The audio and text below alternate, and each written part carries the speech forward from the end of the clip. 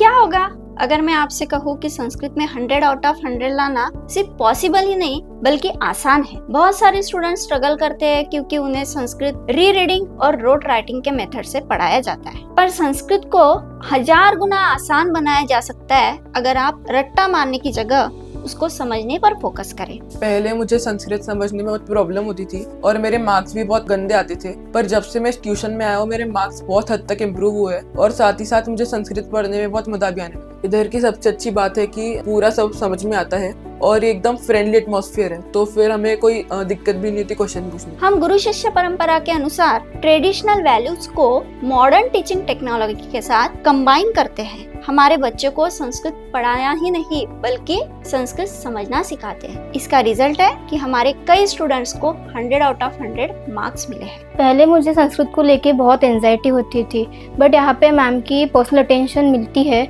सो अभी मुझे संस्कृत को लेके एंजाइटी नहीं होती है। यहाँ पे मुझे एनकरेज भी किया गया कि जितने क्वेश्चंस पूछने हो पूछो। यहाँ पे हर एक प्रॉब्लम को पेशेंटली सॉल्व किया जाता है। अब मुझे पूरा कॉन्फिडेंस है कि मुझे संस्कृत में 100 on 100 आएंगे। हम श्लोक में जो ऐसे बड़े बड़े वर्ड्स होते हैं हम उनको कैसे पढ़ सकते हैं? देखो, व्याकरण में संधि नाम का एक टॉपिक है। आप संधि में क्या बताया जाता है, जो बड़े बड़े वर्ड्स होते हैं जिसमें एक से ज्यादा शब्द एकत्रित आए हुए हैं उनको अलग अलग करना।